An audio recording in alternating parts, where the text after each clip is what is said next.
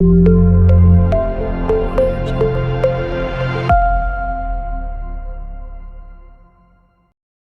दोस्तों, मैं पंडित कमल शास्त्री अपने यूट्यूब चैनल पर आप सबका हार्दिक अभिनंदन करता हूं। आज का यह ज्योतिष का कार्यक्रम कुंडली में राहु का 12 भाव का फल किस प्रकार से होता है, आइए आपको बताते हैं। कुंडली के 12वें भाव में राहु विराजमान हो तो जातक पराक्रमी और यशस्वी होता है।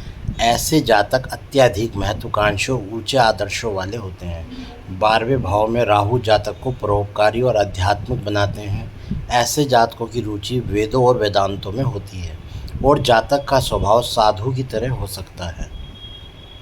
कुंडली का पहला भाव, जिसे लग्न भी कहा जाता है, यहाँ पर राहु विराजमान होने पर जातक को मिले जुले परिणामों की प्राप्ति होती है। ऐसे जातक जिनके लगन में राहु हो वो परोपकारी और धैर्यवान होते हैं। कुंडली के पहले भाव में स्थित राहु जातक के कद को ऊंचा बनाता है। ऐसे व्यक्ति कभी रोगी तो कभी निरोगी बने रहते हैं। जिन जातकों की कुंडली के प्रथम भाव में राहु देव विराजमान होते हैं तो ऐसे जातकों को अपने जीवन काल में धन की कमी नहीं होती। उन्हें किसी न किसी प्रकार से धन की प्राप्ति होती रहती है।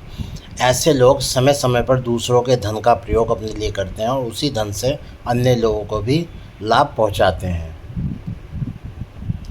प्रथम भाव में स्थित राहु के कुछ अशुभ परिणाम भी बताए गए हैं।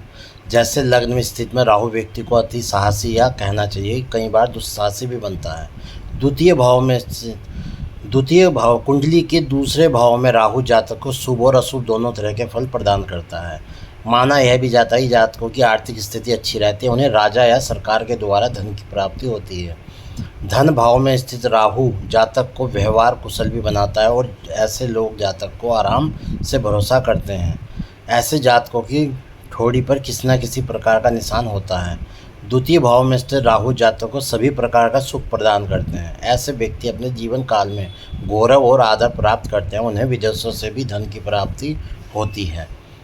राहु जातक को विदेशों से धन कमाने के लिए बहुत मौके प्रदान करता है और जातक को जीवन काल में देश और विदेशों में घूमने के बहुत मौके प्राप्त होते हैं।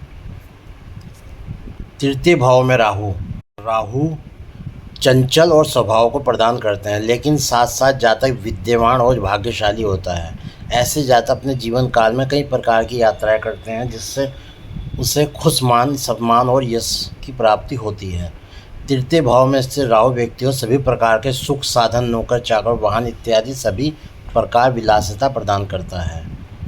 व्यक्ति को बिना बहुत से प्रयत्न के जीवन में सब कुछ आराम से प्राप्त हो जाता है।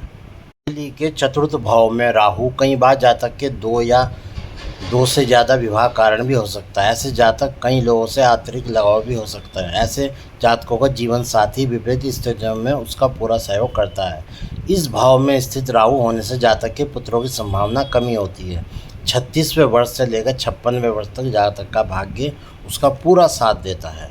कुंडली के पंचम भाव में स्थित राहु के कुछ दुष्परिणाम भी बताए गए हैं। अशुभता की स्थिति में यहाँ स्थिति राहु व्यक्ति को मृत्यु भम का शिकार बना देती है। पंचम भाव में राहु जातक को काला रंग प्रदान करता है। अधिकतर देखा गया है कि ऐसे जातकों का रंग काला ही होता है। पंचम भाव में स्थित राहु जातक को गलत मार्ग पर चलने की प्रेरित करता है। ऐसे जातक को मन पढ़ाई लिखाई में कमी लगता है। ऐसे लोगों को पेट संबंधी किसी न किसी प्रकार की परेशानी लगी रहती है। पेट में सूल, गैस और मर्दांगनी रोग की संभावना अधिक बढ़ती है। जन्म कुंडली में छठे भाव में स्थित राहु जातक के अनिष्टों का निवारण करता है। कुंडली के छठे भाव में राहु विराजमान हो तो जातक अपने सभी प्रकार के शत्रुओं पर विजय प्राप्त करता है और उसकी प्रतिष्ठा किसी राजा की तरह होती है। कुंडली के छठे भाव में स्थित राहु जहाँ जातक को अनेक प्रकार के वाहनों का सुख देता है, वहीं जातक को सुंदर वस्त्र और विभिन्न प्रकार के आभूषण भी प्रदान करता है। जन्म कुंडली के सप्तम भाव में विराजमान राहु जातक को अत्यधिक अहंकारी बनाता है, जिससे जातक की अधीनता स्वीकार नहीं होती। इस कारण नौकरी या साझेदारी में सामान्यतः अनबन बनी रहती है। सप्तम भाव में राहु व्यक्ति को अत्यधिक अहंकारी और असंतुष्ट बनाता है। अष्टम भाव में कुंडली के अष्टम भाव में राहु होने पर जातक धनवान होता है और राज्य पक्ष से उसे विशेष लाभ प्राप्त होता है। कुंडली के अष्टम भाव में राहु अशुभ हो तो जातक को भीरू और आलसी बना सकता है। ऐसे जातक कई बार बहुत जल्दबाजी में काम करने वाले अत्यधिक वाचल भी हो सकते हैं। नवम भाव में कुंडली के नवम भाव में राहु जातक को बहुत कीर्तिमान बनाता है। जातक का देवताओं और तीर्थों के प्रति श्रद्धा और विश्वास बढ़ता है। वह दान और पुण्य कर अपने जीवन में यश और कीर्ति प्राप्त करता है। दसम भाव में राहु होने पर जातक की रुचि काव्य और कविताओं में होती है। ऐसे जातक अच्छे लेखक, पत्रकार या संपादक तक हो सकते हैं। कर्म स्थान में राहु विराजमान होने पर जातक शत्रुता होने ऐसे जातकों के शत्रु या नहीं होते, और अगर होते भी हैं तो अपने आप ही नष्ट हो जाते हैं।